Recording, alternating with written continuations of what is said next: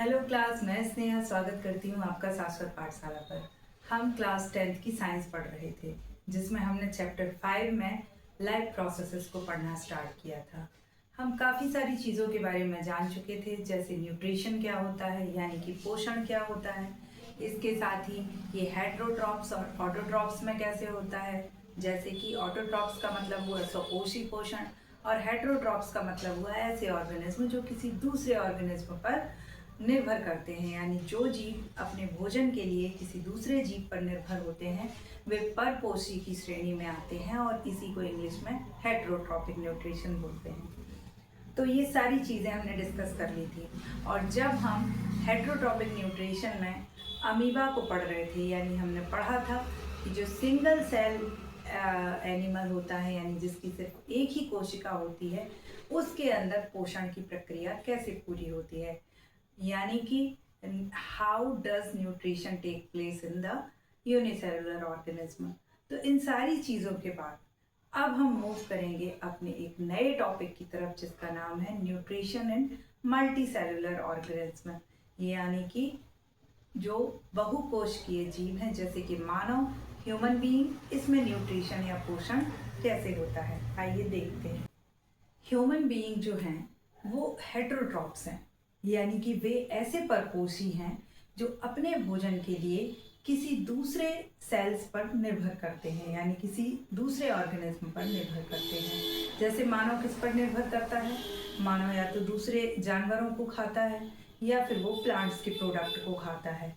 हम फल खाते हैं, हम सब्जियां खाते हैं, हम रूट्स भी खाते हैं और इसके साथ ही हम पूरा तना भी खाते हैं। तो मानव जो है वो ऐसा हेट्रोट्रॉप है जो दोनों पे निर्भर करता है, एनिमल पे भी निर्भर करता है और प्लांट्स पे भी निर्भर करता है। तो मानव में पोषण किस तरीके का हुआ, जो न्यूट्रिशन है उसकी व्यवस्था कैसी हुई? Heterotrophic nutrition. लेकिन आखिर ये न्यूट्रिशन होता कैसे है? ये न्यूट्रिशन होता है सबसे पहले भोजन के इनटेक से, यानी भोजन को अंतःग्रहण करने से। जो फूड आइटम है, जो फूड है उसका सबसे पहले क्या होगा? इनटेक होगा। किसमें इनटेक हो रहा है? हम मानव की बात कर रहे हैं। इनटेक होगा किसके द्वारा होगा? ह्यूमन बीइंग के द्वारा होगा। और इसके बाद इस फूड का क्या होगा? ये जो फूड है ये इनटेक होने के बाद क्या होगा? डाइजेस्ट होगा। डाइजेस्ट यानी कि इसका पाचन होगा। और डाइजेस्ट होने के बाद इसका क्या होगा? एब्जॉर्प्शन होगा।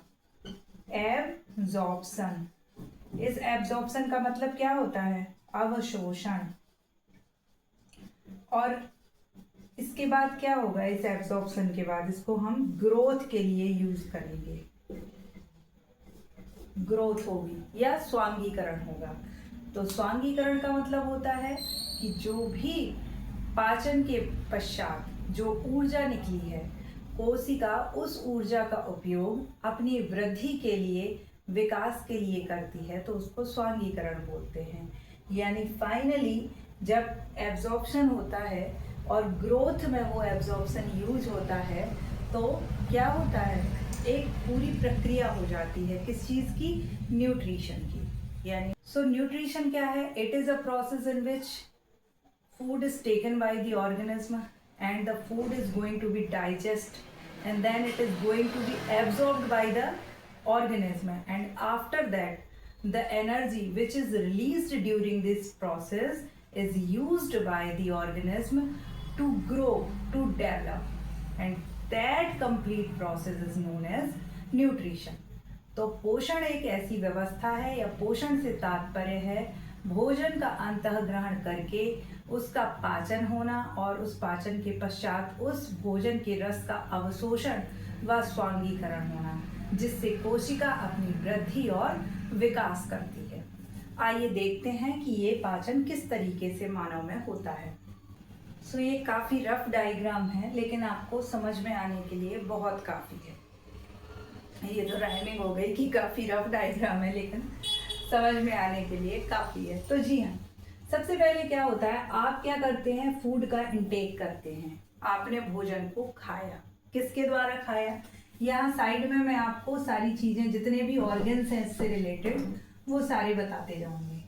अच्छा देखिए, होता क्या है, सिस्टम जब शब्द लग जाता है, तंत्र जब शब्द लग जाता है, उसका मतलब बायोलॉजी में होता है कि बहुत सारे अंगों का समायोजन, बहुत सारे अंग मिलकर के किसी एक पर्टिकुलर काम को कर रहे हैं, तो उस चीज को तंत्र बोलने लगते हैं। जैसे पाचन तंत्र, पाचन तंत्र में क्या हो रहा है, बहुत सारे अंग हैं, मुख भी है, इसके बाद आहार नाल भी है, आमाशय भी है, छोटी आंत बड़ी आंत भी है, और भी बहुत सारे अंग हैं जो अपना योगदान दे रहे हैं। तो ये सब मिलकर किस काम को कर रहे हैं, भोजन के पाचन व अवशोषण को, इसलिए इसको क्या बोलते हैं, पाचन तंत्र। इसी तरह इसी चीज को इंग्लिश में बोलते हैं डाइजेस्टिव सिस्टम। तो डाइजेस्टिव सिस्टम क्या हुआ, when more than one organ is there to do some particular task of anything. किसी भी चीज के लिए अगर कोई पर्टिकुलर टास्क बहुत सारे ऑर्गन कर रहे हो तो उसको क्या बोलेंगे, एक सिस्टम, जैसे डाइजेस्टिव सिस्टम। तो सबसे पहले भोजन कहाँ जाता है, यानी फूड कहाँ जाता है, मुख में, ठीक है, मुख में जाता है, माउथ बोलते हैं। क्योंकि एनसीईआरटी का जो सिलेबस है वो सारी जगह एक जैसा है, चाहे वो सीबीएसई के बच्चे हों, चाहे वो एमपी बोर्ड के बच्चे हों, सिर्फ कहीं कहीं माध्यम का डिफरेंस है। इसलिए हम एनसीईआरटी को फॉलो करते हुए दोनों ही माध्यमों में आपको ये सारी चीजें बता रहे हैं। तो खाना गया मुख में, हमारे मुख में होता क्या क्या है, हमारे मुख में दांत है, टीथ है, इसके साथ हमारे मुख में क्या है, लार निकलती है, जिसको हम क्या बोलते हैं, सलाइवा बोलते हैं।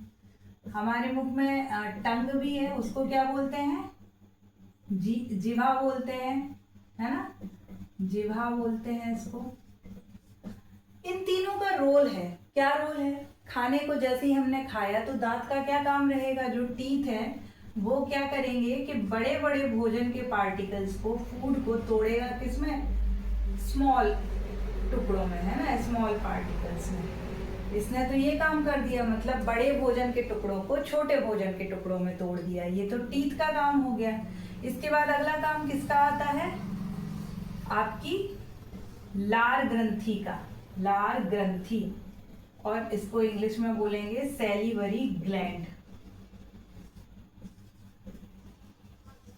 तो ग्लैंड या ग्रंथि हमारे शरीर में उपस्थित कुछ ऐसे स्थान होते हैं, अंदरूनी स्तर पर उपस्थित कुछ ऐसे स्थान होते हैं जो एक तरह का केमिकल रिसाते हैं, सीक्रेट करते हैं, एक तरह का रसायन उनमें से निकलता है। अब रसायन बेसिकली है क्या, रसायन क्या है, रसायन तो भैया यही है सब, आपके नाइट्रोजन के यौगिक हुए, नाइट्रोजन और हाइड्रोजन के जो यौगिक हैं वो सब आपके रसायन हैं।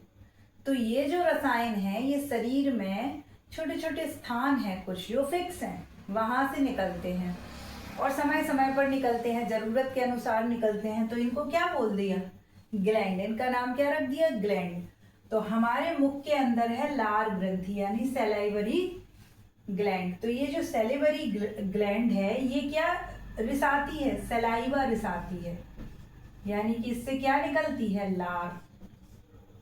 उस लार में क्या होता है, पानी होता है ना, उस लार में पानी होता है। एक एंजाइम होता है जिसका नाम होता है एमाइलेज, है ना, इसको हिंदी में भी ऐसे ही लिखेंगे एमाइलेज। तो लार निकल रही है और दांतों ने अपना रोल कर दिया। अब तीसरा पॉइंट आता है कि जिह्वा का क्या रोल है। ये डायग्राम आपको स्क्रीन पे आ जाएगा तो नो वरी, मैं यहाँ आपको समझा देती हूँ। तो अब तीसरी चीज है मुख के अंदर क्या, जिह्वा या फिर टंग। तो वैसे तो इसकी क्या रोल है, वैसे तो टंग से हमें क्या है, हमारी जीभ पर क्या है, बहुत सारे स्वाद ग्रंथियां होती हैं, टेस्ट बड्स बोलते हैं। तो ये टेस्ट बड से हमें पता चलता है भाई कौन सी चीज़ मीठी है, कौन सी नमकीन है, कौन सी तीखी है। आप लोग चाट चौपाटी पे जाना पसंद करते हैं क्योंकि आपकी जो है चटपटी वाली जो टेस्ट बड है वो बहुत एक्टिव है। तो जिह्वा जो है उसका एक काम तो ये हो गया, लेकिन हम पढ़ रहे हैं पाचन वाला टॉपिक कि जिह्वा का आखिर रोल क्या है। तो ये जो जीभ है ये क्या करती है कि जो भोजन था ना उस भोजन को बढ़िया से मिक्स कर देती है, किसमें, जो सलाइवा थी यानी जो लार थी, ये लार, ठीक है। इस लार में उसने बढ़िया से मिक्स कर दिया और वो जो लुगदी बनी, वो जो एक फूड जो लिक्विडफाई फूड बना ना, लिक्विडिफाई, वो फूड क्या होता है कि अब आराम से हमारी फूड कैनाल में अंदर चला जाएगा। आराम से हमारी जो आहार नाल है, ईसोफेगस है या फूड कैनाल है, उसमें आराम से चला जाएगा। अब वहाँ पे क्या नहीं होगा, हमें फंसेगा नहीं, गड़ेगा नहीं, कोई समस्या पैदा नहीं होगी। तो जिह्वा का अपना रोल है कि लार के साथ फूड को बढ़िया से मिक्स करना। दांतों का रोल अपना है कि बड़े बड़े भोजन के टुकड़ों को छोटे छोटे भोजन के टुकड़ों में तोड़ना, यानी लार्ज जो फूड पार्टिकल्स हैं उनको स्मॉलर फूड पार्टिकल्स में तोड़ना। फिर हमने ये जो सैलिवरी ग्लैंड पढ़ी थी, इसमें जो वाटर था उसका काम तो समझ में आ गया कि फूड को क्या करना, गीला करना, भोजन को थोड़ा सा लसलसा कर देना।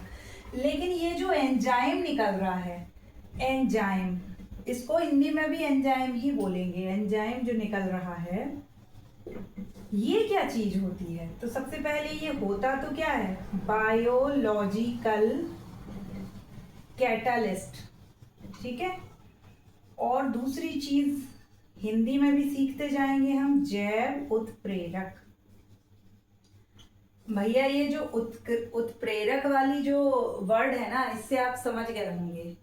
उत्प्रेरक का मतलब क्या होता है, किसी चीज को एक्साइट कर देना, है ना। अब ये एक्साइट कैसे करता है? जो उत्प्रेरक होते हैं यानी कि जो कैटालिस्ट होते हैं, वो क्या करते हैं कि किसी भी अभिक्रिया में कभी भाग नहीं लेते, किसी अभिक्रिया में भाग नहीं लेते, लेकिन उसकी जो गति है वो बढ़ा देते हैं या कम कर देते हैं। तो वो कौन होते हैं? उत्प्रेरक या कैटालिस्ट। इसको हम व्यवहारिक जीवन के एग्जाम्पल से देखें तो आप बढ़िया से बैठ के पढ़ रहे हो या मोबाइल चला रहे हो, कुछ भी कर रहे हो, आप समझ लीजिए कि आप बढ़िया से बुक पलट रहे हो, आराम से मोबाइल भी चला रहे हो, तो रिएक्शन या अभिक्रिया क्या हो रही है कि आप बढ़िया से पढ़ रहे हो मोबाइल चलाते चलाते, इसी बीच आपके पापा एंटर हुए। पापा से आपको डर लगता है ना।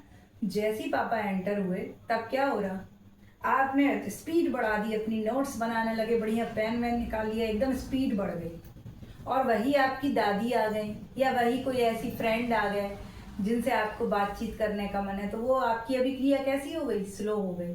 तो पापा ने आपकी पढ़ाई में पार्टिसिपेट नहीं किया, उस फ्रेंड ने आपकी पढ़ाई में पार्टिसिपेट नहीं किया, अभिक्रिया का हिस्सा नहीं है वो, लेकिन उनके उपस्थित होने भर से क्या हो गया, आपकी स्पीड बढ़ गई या घट गई। तो जो उत्प्रेरक होते हैं ना, उनका रोल क्या होता है, किसी भी अभिक्रिया में गति प्रदान करना या उसको स्लो डाउन करना। इंग्लिश में बोलेंगे कि catalyst are those elements which increases और decreases the speed of reaction, speed of chemical reaction बोल सकते हैं। जैसे हमने सूर्य का प्रकाश देखा था, वहाँ पे भी प्रकाश संश्लेषण में भी वो चीज़ एक कैटलिस्ट की भांति यूज हो रही थी, है ना। तो ये चीज हो गई आपके। अब ये जो एंजाइम है ना, ये भी बायोलॉजिकल कैटलिस्ट हैं, यानी ये जैव उत्प्रेरक हैं। एक तरह से ये अभिक्रिया की क्या बढ़ाते हैं, रिएक्शन बढ़ाते हैं, और साथ में ये क्या करते हैं, उस अभिक्रिया को पूर्ण करवाते हैं। तो ये एंजाइम कौन सा निकल रहा है यहाँ पे, एमाइलेज, है ना। ए से स्पेलिंग शुरू है, AMYLASE। ये एमाइलेज क्या करता है कि हमारा जो भोजन है, देखो बहुत, जब हमने फोटोसिंथेसिस या प्रकाश संश्लेषण पढ़ा था, उसमें हमने पढ़ा था कि पौधे अपना भोजन स्वयं बनाते हैं, plants manufacture their own food. अब वो जो फूड होता है वो ग्लूकोज के रूप में होता है, भोजन ग्लूकोज के रूप में होता है। ग्लूकोज या स्टार्च कॉम्प्लेक्स शुगर होती है, यानी जटिल शर्करा होती है। तो इस भोजन में उपस्थित जटिल शर्करा को या क्या बोलेंगे, कॉम्प्लेक्स शुगर को, ये जो एमाइलेज एंजाइम है ना, ये किस में तोड़ने में मदद करता है, सिंपल शर्करा में, सिंपल शुगर में, ठीक है। मतलब ऐसी छोटे छोटे अणुओं में तोड़ देता है जो हमारा शरीर आराम से पचा पाए। तो हमने 3 चीजें देखी हैं। पहला हमने क्या देखा है कि कौन सा अंग है। अच्छा, एक अंग की लिस्ट भी देख लेते हैं कि कौन कौन से अंग किस तरीके से पार्टिसिपेट करते हैं। तो सबसे पहले तो मुख हो गया था, है ना। मुख यानी कि माउथ। माउथ से कहा जाता है खाना, इसको बोलते हैं आहार नाल। आहार नाल इंग्लिश में बोलेंगे ईसोफेगस। इसके बाद खाना कहा जाता है स्टमक में, आमाशय। ठीक है, जिनका मेन रोल है। आमाशय से डायरेक्ट खाना जाएगा आपका छोटी आंत में, छोटी आंत, स्मॉल इंटेस्टाइन। और इसके बाद खाना जाएगा आपका बड़ी आंत, लार्ज इंटेस्टाइन। इसके बाद गुदा द्वार, गुदा और फिर उसके बाद गुदा द्वार, और इसको क्या बोलते हैं, एनस। ठीक है। अच्छा, एक चीज समझ में आती है कि ये जो है ये पूरा क्रम है कि खाना पहले मुंह में जाएगा, उसके बाद ये स्टमक यानी आमाशय में जाएगा, उसके बाद छोटी आंत में, बड़ी आंत में, गुदा में, और फाइनली ये बाहर निकल जाएगा। माने ये क्या है, यहाँ पे वेस्ट मटेरियल है, जो ऐसा पदार्थ जो पच नहीं सका है, जिससे सारा रस ले लिया गया है, एब्जॉर्ब कर लिया गया है, वो सारा कहाँ से निकल जाएगा, गुदा द्वार से, एनस से। लेकिन इस मुख में हमने 3 चीजें देख ली अभी। एक तो सलाइवा देखी थी, है ना, एक टीथ देखे थे, दांत भी देखे थे, दांतों का रोल देखा था, इसके बाद हमने टंग का रोल देखा था। अब इसके बाद क्या होता है, तो भैया खाना कैसा हो गया, सेमी सॉलिड बन गया, माने कि एक लुगदी सी बन गई है, और वो कहाँ आया, आहार नाल में आया। तो खाना आएगा आहार नाल में। ये जो लंबी पूरी आहार नाल है जो हमारे आमाशय तक जाता है, एक फूड पाइप, इसको ईसोफेगस बोलते हैं, यहाँ से खाना जाएगा। अब ये खाना किस तरीके से जाता है, तो आपने कभी देखा होगा, पाचन तंत्र का मेन जो एस्पेक्ट है, जो पहलू है, वो ये है कि आपको ना हर ऑर्गन के बारे में पता होना चाहिए, और उस ऑर्गन में हो क्या रहा है वो घटनाक्रम पता होना चाहिए। तो आप आराम से पाचन तंत्र को याद रख सकते हैं। तो जैसे ये खाना इस आहार नाल में आया, तो कैसे आगे बढ़ता है, जैसे कोई सांप होता ना, जब वो कुछ खा लेता है, ठीक है, ये कोई सांप है, इसने कोई चूहा वूहा कुछ खा लिया, तो फिर यहाँ फूल जाता है, फिर ये धीरे धीरे खिसकते खिसकते यहाँ आता है, फिर यहाँ आता है, और धीरे धीरे वो पचता जाता है। तो ये जो मूवमेंट होता है ना, इसको बोलते हैं पेरिस्टैल्टिक।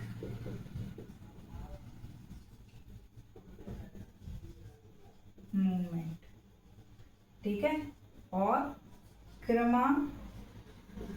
क्रमाकुंचक गति।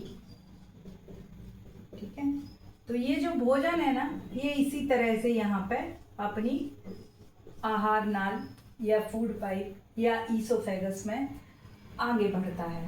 तो इसीलिए उस खाने को क्या है, थोड़ा वेट होना ज़रूरी है, माने थोड़ा गीला होना ज़रूरी है।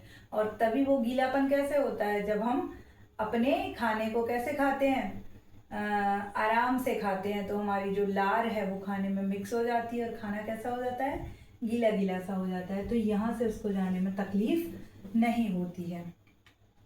कभी आपने देखा होगा कि आप खाना एकदम सूखा सूखा खाते हो, जैसे आपने चावल खा लिया, सूखा सूखा सा एकदम खाते जा रहा है, और बहुत स्पीड में खा रहे हैं, माने अब लार को आपने मिक्स होने का मौका ही नहीं दिया, दाल चावल लिक्विड सा है, तो आपको क्या लगा कि आराम से अंदर जा रहा है।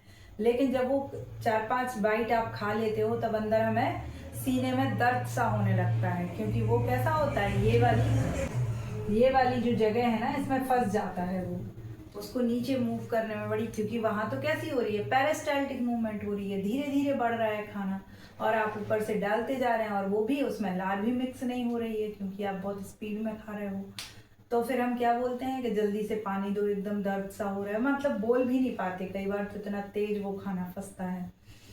तो इसीलिए खाने को क्यों बोला जाता है कि आराम से चबा चबा कर धीरे धीरे खाइए, क्योंकि उस चबाने का एक रोल ये है कि आपके खाने के बड़े बड़े पार्टिकल्स छोटे पार्टिकल्स में टूट जाएंगे। और दूसरी चीज, जब आप मुंह में उस खाने को पर्याप्त समय देंगे, तो आपकी लार उस खाने में बहुत अच्छे से आपकी जीभ द्वारा मिला दी जाएगी और वो जो एक लुगदी बनेगी ना, वो एक तो उसमें आपकी कॉम्प्लेक्स शुगर पच चुकी होगी, है ना, जो जटिल शर्करा है वो पच करके छोटी शर्करा में टूट गई होगी, तो वो कितनी आसानी से आपके आमाशय को पचाने में आसान होगी।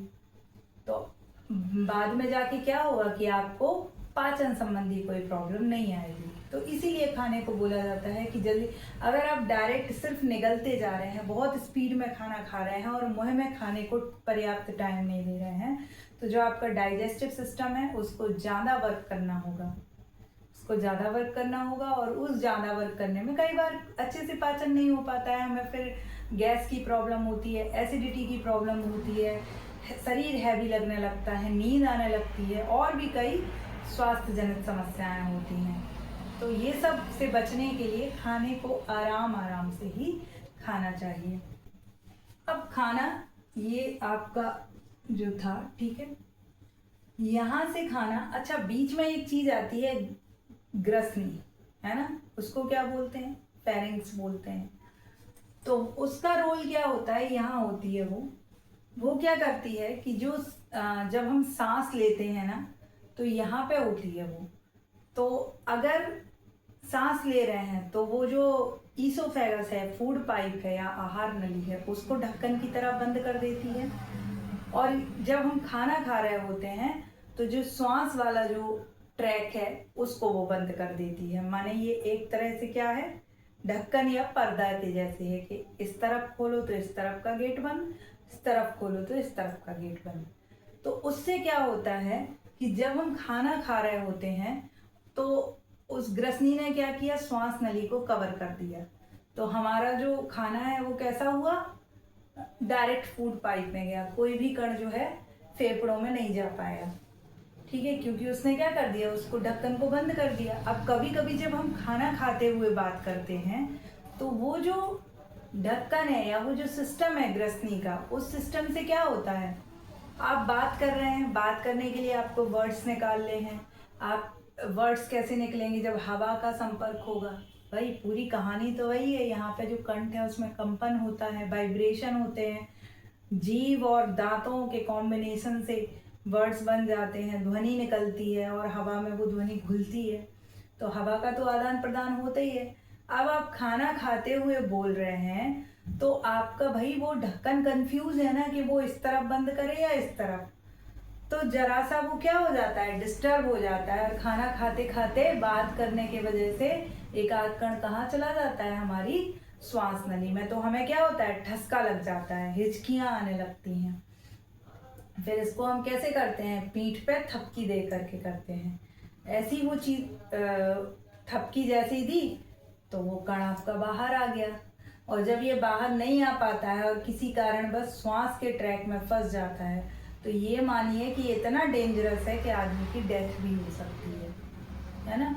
तो ये बहुत छोटी छोटी जो बातें हमारे बड़े बुजुर्ग हमेशा से बोलते आए हैं कि खाना आराम से खाओ या खाना खाते वक्त बात नहीं करो, इन सब के पीछे कोई ना कोई रीज़न साइंटिफिक ही रहा था। बस वो तो बात, वो जब खुद उस चीज़ को साइंटिफिक रीज़न के साथ नहीं बताते तो हम सोचते हैं कि वो बस लेक्चर दे रहे हैं, लेकिन वो क्या है, एग्जैक्टली साइंटिफिक रीज़न के साथ वो सारी चीज़ें हैं। अच्छा, आपने एक और चीज़, हिचकी खाना फंसने के बाद या किसी ट्रैकिया जो है हमारा, जो श्वास नली है, उसमें थोड़ा सा कुछ फंस जाने के बाद क्यों आने लगती है, क्योंकि जो हमारा डायफ्राम रहता है वो क्या करता है, पुश करता है ऊपर। भाई खुद कोशिश करता है कई बार कि भाई जो फंसा हुआ है वो निकल जाए। डायफ्राम क्या है, ये वाला हिस्सा है सरफेस, जो पूरी एक अपनी कैविटी है, लंग्स की कैविटी है, उस कैविटी के नीचे जो एक हिस्सा है वो क्या है, डायफ्राम है। तो वो डायफ्राम क्या करता है, पुश करता है ऊपर कि जो भी कण है या जो भी अवरोध है वो क्या हो जाए, अलग हो जाए। तो भी हिचकियाँ आने लगती हैं। तो ये ग्रसनी का रोल हो गया। ग्रसनी से खाना ईसोफेगस में आता है। ईसोफेगस में पेरिस्टाल्टिक मूवमेंट, दैट इज क्रमाकुंचक गति, उस गति से ये खाना आगे बढ़ करके कहाँ आता है, आमाशय में। अब इस आमाशय में क्या होता है, इस आमाशय की जो ये दीवार है, अंदरूनी दीवार है ना, internal layer of stomach has gastric glands, ठीक है। यानी इनको क्या बोलते हैं? गैस्ट्रिक ग्लैंड्स, जठर ग्रंथियां। ठीक है, जठर ग्रंथियां। तो ये जो अंदरूनी दीवार है आमाशय की, उसमें गैस्ट्रिक ग्लैंड या जठर ग्रंथियां पाई जाती हैं। ये गैस्ट्रिक जूस निकालती हैं, गैस्ट्रिक जूस रिलीज करती है। अब ये जो जठर रस होता है ना, या गैस्ट्रिक जूस होता है, इसमें 3 चीजें होती हैं मेनली। एक तो होता है HCl, दूसरा होता है म्यूकस, श्लेष्मा, तीसरी होती है चीज पेप्सिन एंजाइम। ठीक है, पेप्सिन को हिंदी में भी पेप्सिन ही बोलेंगे। तो भैया हम ग्रंथियों के बारे में, ग्लैंड्स के बारे में पढ़ चुके हैं कि शरीर के अंदर के हिस्से में, अंदर के अंगों में कुछ ऐसे स्थान जिनसे केमिकल निकलता है। तो यहाँ पे पेट में भी ऐसे ही है। ये आमाशय है, इसकी जो अंदर की लेयर है, अंदर की परत है, उसमें जठर ग्रंथियां या गैस्ट्रिक ग्लैंड्स पाई जाती हैं। इनसे एक केमिकल निकलता है और उस केमिकल में क्या क्या होता है, उसको गैस्ट्रिक जूस बोलते हैं। और उसमें HCl होता है, म्यूकस होता है, पेप्सिन होता है। HCl तो आपको पता ही है, हाइड्रोक्लोरिक एसिड, हाइड्रोक्लोरिक अम्ल। म्यूकस होता है श्लेष्मा। जुकाम होने पर हमारी नाक से एक लसलसा पदार्थ निकलता है, वह श्लेष्मा जैसा होता है या श्लेष्मा ही होता है। उसी से मिलता जुलता अंदर एक पदार्थ होता है म्यूकस, जो इससे निकलता है, इन जठर ग्रंथियों से निकलता है। वैसा ही गाढ़ा, चिपचिपा और लसलसा पदार्थ। अगली जो चीज है वो है पेप्सिन। तो ये एक एंजाइम भी इसी जठर रस में, माने 3 चीजें निकलती हैं, तो ये इसमें पेप्सिन भी निकलता है। इन तीनों का अलग अलग काम है, वो भी अपन देख लेते हैं कि आखिर इनका काम क्या है। अब जो HCl है, पहला काम इसका है माध्यम या मीडियम प्रोवाइड करना। ठीक है, करना। ठीक, दूसरा काम है भोजन को सड़ने से बचाना।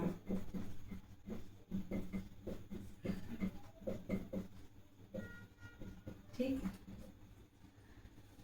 और जो म्यूकस है, इसका काम क्या है? HCl से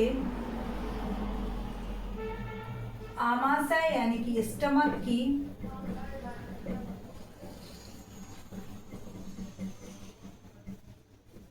परत की सुरक्षा करना है ना, प्रोटेक्ट करना। ठीक, अगली चीज आता है आपका पेप्सिन। इस पेप्सिन का काम है प्रोटीन को तोड़ना, और ये तोड़ता काय में है? पेप्टोन्स में। ठीक, तो तीनों के अपने अलग अलग काम है। जैसे HCl है, अब क्या है, सबसे पहले तो ये समझ लो कि HCl पेट में निकला, यानी आमाशय में HCl क्या हो गया? रिलीज हो गया इन जठर ग्रंथियों के द्वारा।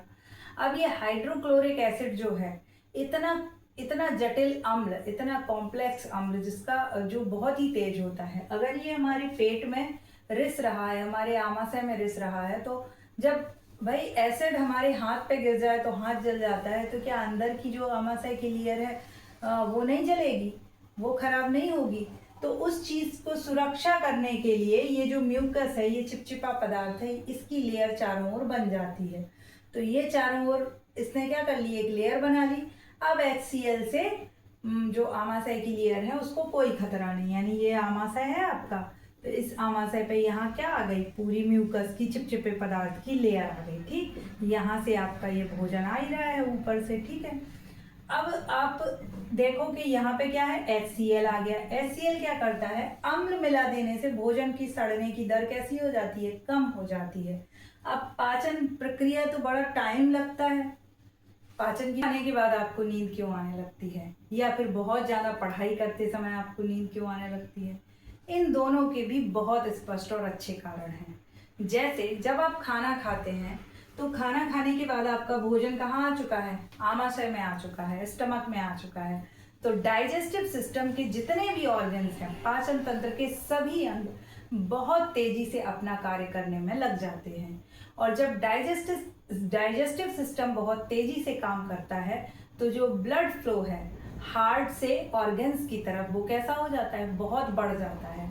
हार्ट से ऑर्गन्स की तरफ कौन सा ब्लड रहता है, प्यूरिफाइड ब्लड रहता है, यानी ऐसा ब्लड जिसमें ऑक्सीजन है। तो ऑक्सीजन युक्त ब्लड हृदय से निकल करके पाचन तंत्र के अंगों तक बहुत ही तेज गति से भागता है।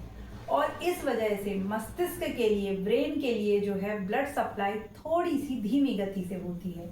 और हमारा जो ब्रेन है, बाकी शरीर में ब्रेन को ऑक्सीजन की आवश्यकता कैसी होती है, सबसे ज़्यादा होती है और सबसे जल्दी जल्दी चाहिए पड़ता है, क्योंकि हमारा ब्रेन क्या है, सीपीयू है, मास्टर है पूरे शरीर का। तो वो तो 24/7 रन कर रहा है। तो उसको क्या है कि क्या चाहिए होता है, ऑक्सीजन बहुत ज़्यादा चाहिए होती है। अब चूंकि ब्लड का फ्लो, ब्लड की जो सारी ऑक्सीजन है वो मैक्सिमम रूप से कौन ले रहा है, पाचन तंत्र के अंग ले रहे हैं। तो जो ब्लड में घुली हुई ऑक्सीजन की सप्लाई है वो थोड़ी धीमी हो जाती है ब्रेन की तरफ। इसलिए हमारा ब्रेन कैसा महसूस करता है, थका थका सा महसूस करने लगता है। और ब्रेन का थकना मतलब हमें किस तरीके का एहसास होना, जैसे नींद आ रही हो। तो खाना खाने के बाद नींद आना एक बहुत ही नेचुरल और स्वाभाविक प्रक्रिया है। इसमें किसी भी तरह की कोई शर्म नहीं है और किसी भी तरह की कोई हेजिटेशन नहीं। का रोल देख लिया, पहला रोल है भोजन को सड़ने से बचाना, क्योंकि पाचन की प्रक्रिया में टाइम लगता है, इसलिए भोजन सड़ ना जाए, अंदर खराब ना हो जाए, फूड पार्टिकल्स खराब नहीं हो जाए, उसको बचाने के लिए HCl निकलता है।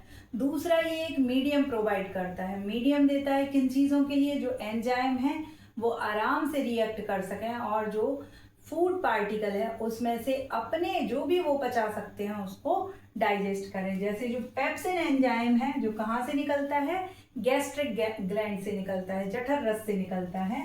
ये एंजाइम प्रोटीन का पाचन करता है और किसमें पाचन कर देता है, पेप्टोन्स में। मतलब ये प्रोटीन को थोड़े और छोटे टुकड़ों में तोड़ देता है। अभी फाइनली प्रोटीन अमीनो अम्ल में नहीं बदला है, ये कहाँ बदलेगा, छोटी आंत में बदलेगा। अभी तो बस और छोटे टुकड़ों में तोड़ा है। तो अगर प्रश्न आए कि आमाशय में या स्टमक में किस तरह का पाचन होता है, तो सिर्फ पाचन ही होता है, किसी तरह का अवशोषण नहीं होता है। छोटी आंत में पूर्ण पाचन, माने यहाँ पे होता है अपूर्ण पाचन, है ना। और जो छोटी आंत है, इसके बाद भोजन, स्टमक के बाद भोजन को कहाँ जाना है, छोटी आंत में, स्मॉल इंटेस्टाइन में। तो वहां पे भोजन का पूर्ण पाचन व अवशोषण होगा। और उसके बाद देखेंगे तो जो बड़ी आंत है वहां पे बचे हुए वाटर का अवशोषण होगा। तो ये सारी चीजें हमें देखनी है। माने जो कंप्लीट डाइजेशन है वो होता है स्मॉल इंटेस्टाइन में, और जो कंप्लीट एब्जॉर्प्शन है वो होता है आपका लार्ज इंटेस्टाइन में। मतलब वाटर का एब्जॉर्प्शन लार्ज इंटेस्टाइन में होता है और कंप्लीट एब्जॉर्प्शन और कंप्लीट डाइजेशन होता है आपका स्मॉल इंटेस्टाइन में। तो ये तीनों के रोल हमें समझ में आ गए। एमाइलेज एंजाइम निकल रहा था आपका सलाइवरी ग्लैंड से, यानी मुख से, है ना। और जो पेप्सिन एंजाइम है वो निकला है आपका आमाशय में, गैस्ट्रिक जूसेस से, यानी जठर ग्रंथियों से, स्टमक में निकला है। अब भोजन कहाँ आया, आमाशय यानी स्टमक से फूड कहाँ पहुंचा, छोटी आंत में। तो ये आपका फूड पाइप है, ये आपका आमाशय है। यहाँ से एक डक्ट लगी होती है जिसको स्पिंटर डक्ट बोलते हैं, और इस डक्ट से कहाँ गया भोजन, छोटी आंत में। ये तो बड़ी आंत है आपकी, ठीक है, बड़ी आंत है, और यहाँ से अंदर से कनेक्ट होके ये जो छोटी आंत है भोजन इसमें गया, ठीक है। अब देखो आगे होना क्या है इस छोटी आंत में।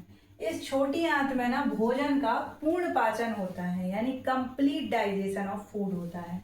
कंप्लीट डाइजेशन माने जो प्रोटीन है आपका वो कंप्लीटली पच के अमीनो के ग्रुप में पहुंच जाएगा। इसके बाद जो फैट है वो सिंपल लिपिड्स में चेंज हो जाएगा, है ना, लिपिड्स और ग्लिसरॉल में चेंज हो जाएगा। और इसके बाद कार्बोहाइड्रेट्स जो हैं वो किस में चेंज हो जाएंगे, ग्लूकोज में चेंज हो जाएंगे, यही होता है ग्लूकोज। तो जो छोटी आंत है वहाँ पे ये जो फूड आ रहा है ये तो एसिडिक है, इसमें HCl मिक्स है, हाइड्रोक्लोरिक एसिड इसमें मिक्स है, तो ये तो एसिडिक है, अम्लीय है। अब यहाँ पे क्या होना है कि भैया प्रोटीन का एक एंजाइम रिलीज होता है, उसका नाम है ट्रिप्सिन, और दूसरा रिलीज होता है आपका फैट को पचाने के लिए, उसका नाम है आपका लाइपेज। ये दोनों एंजाइम जो है, खासकर ये प्रोटीन वाला ट्रिप्सिन एंजाइम, ये एंजाइम कहाँ, छोटी आंत में ही आना है, लेकिन ये एंजाइम कैसा है, ये एसिडिक फूड पे काम नहीं कर पाता। इसको कैसा फूड चाहिए है, अल्कलाइन फूड चाहिए है, क्षारीय फूड चाहिए, ये एसिडिक फूड पे काम नहीं कर पाता है। तो यहाँ पे एक ऑर्गन होता है जो कि है आपका लीवर, ठीक है, यहाँ पे कहीं एक ऑर्गन है लीवर, जिसको बोलते हैं यकृत, और इसको जिगर भी इसी को बोलते हैं, ठीक है। तो ये जो यकृत है ये एक डक्ट के थ्रू, डक्ट मतलब एक नली या पाइप, उसके थ्रू बाइल जूस या पित्त रस किस में गिराता है, इस छोटी आंत में गिराता है या भेजता है। तो वो जो बाइल जूस है वो कैसा होता है, अल्कलाइन नेचर का होता है, क्षारीय नेचर का होता है। तो उसने क्या किया, इस भोजन को कैसा कर दिया, अल्कलाइन कर दिया। अब उस फूड को अल्कलाइन होने के बाद क्या होना है, पचना है उसको। तो सबसे पहली बात तो कि पित्तरस कहाँ से निकलता है, यकृत से निकलता है। इसका नेचर कैसा, स्वभाव कैसा होता है, क्षारीय होता है, यानी बाइल जूस कहाँ से निकलता है, लीवर से निकलता है। इसका नेचर कैसा होता है, अल्कलाइन होता है। और ये इसका मेन काम क्या होता है, इसका मेन काम होता है कि जो फैट के ग्लोब्यूल्स हैं, यानी गोलिकाएं हैं, इंग्लिश में फैट ग्लोब्यूल्स बोलेंगे और हिंदी में वसा की गोलिकाएं बोलेंगे। ये उन वसा की गोलिकाओं को छोटी छोटी गोलिकाओं में चेंज कर देता है, यानी बड़े बड़े फैट मॉलिक्यूल्स जो हैं या ग्लोब्यूल्स जो हैं उनको छोटे ग्लोब्यूल्स में चेंज कर देगा। तो पहला काम इसका, जो फूड है उसको अल्कलाइन करना, यानी कि क्षारीय करना। क्षारीय होने से उसमें जो प्रोटीन है उस पर जो ट्रिप्सिन एंजाइम है वो आराम से काम कर पाएगा। दूसरा काम इसका कि जो वसा है उसके जो बड़े बड़े कण हैं या गोलिकाएं हैं या फैट के ग्लोब्यूल्स हैं उनको छोटे छोटे टुकड़ों में तोड़ देना। अब इतना हो गया, यानी कि जो आपके लीवर है उसने बाइल जूस निकाला, और दो काम हो गए कि जो फूड है वो अल्कलाइन हो चुका है, छोटी आंत के अंदर अल्कलाइन हो गया, और जो मॉलिक्यूल्स हैं आपके प्रोटीन के वो उसमें डिसॉल्व हैं, और फैट के मॉलिक्यूल्स छोटे छोटे डिसॉल्व हैं। अब यहीं पे होता है पीछे, यहाँ एक अंग होता है जो होता है अग्नाशय या पैंक्रियाज, ठीक। ये निकालता है क्या, पैंक्रियाटिक जूस या अग्नाशयी रस। तो ये भी कहाँ जाएगा, छोटी आंत में, माने यहीं से एक डक्ट होती है, यहाँ से एक डक्ट होती है, एक पाइप होता है, तो इसने भी अपना रस कहाँ गिरा दिया, छोटी आंत में गिरा दिया। अग्नाशय ने भी अपना रस कहाँ गिरा दिया, छोटी आंत में गिरा दिया। समझ लीजिए ये आपकी छोटी आंत है, तो यहाँ पे बाइल जूस आया और यहीं पे क्या आ रहा है, अग्नाशय रस आ रहा है। तो ये जो अग्नाशयी रस होता है या पैंक्रियाटिक जूस होता है उसमें होता है क्या क्या, एक तो ट्रिप्सिन एंजाइम होता है और एक होता है आपका लाइपेज एंजाइम। तो जो ट्रिप्सिन एंजाइम होता है वो आपके प्रोटीन का पाचन कर देता है, और जो लाइपेज एंजाइम होता है ये आपके फैट का पाचन कर देता है। ये प्रोटीन का पाचन कर दिया इसने, और इसने किसका कर दिया, फैट का पाचन कर दिया। तो छोटी आंत में भोजन का पूर्ण पाचन हो चुका है, यानी कार्बोहाइड्रेट पच चुका है, प्रोटीन पच चुका है और फैट भी पच चुका है।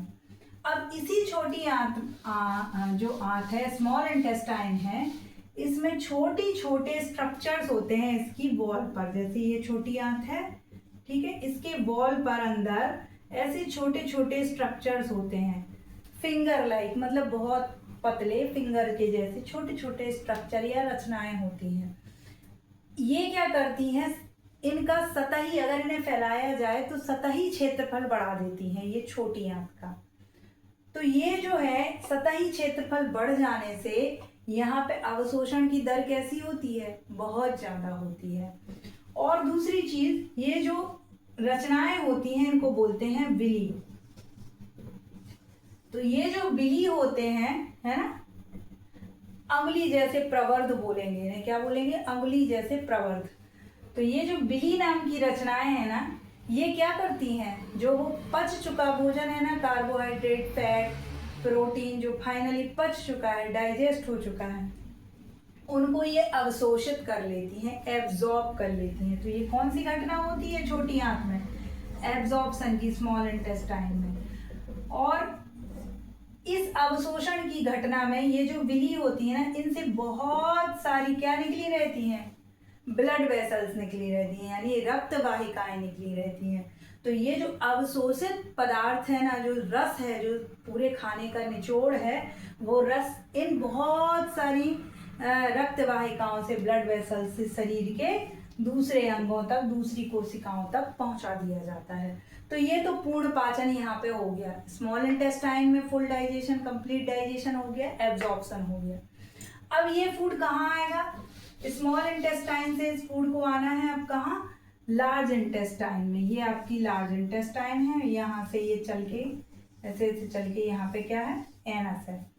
तो यहाँ पे जब स्मॉल इंटेस्टाइन से ये फूड लार्ज इंटेस्टाइन में आता है, तो जो भी थोड़ा बहुत वाटर रह गया हो, या जो भी ऐसा कुछ पदार्थ रह गया हो जिसके पचने की अभी भी गुंजाइश है, तो वो एब्जॉर्प्शन कहाँ, मतलब जिसके एब्जॉर्ब होने की अभी भी गुंजाइश है, तो वो एब्जॉर्प्शन कहाँ हो जाता है, बड़ी आंत में।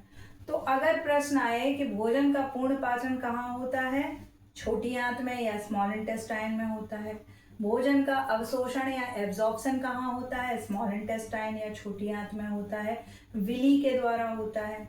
लेकिन पानी का पूर्ण अवशोषण कहाँ होता है, या पानी का कंप्लीट एब्जॉर्प्शन कहाँ होता है, तो वो कहाँ होता है, बड़ी आंत में होता है। और फिर ये जो वेस्ट मटेरियल है ये यहाँ पे कलेक्ट हो जाता है, यहाँ से एक्सक्रेट हो जाता है। तो ये सारी चीजें जो हैं, ये पूरा सिस्टम जो वर्क कर रहा है, ये क्या है, आपका पाचन तंत्र है। तो इस मेनली इस पाचन तंत्र में आपको याद रखना है एंजाइम्स के नाम, आपको याद रखना है कुछ फैक्चुअल चीजें जो मैंने आपको डिस्कस की हैं।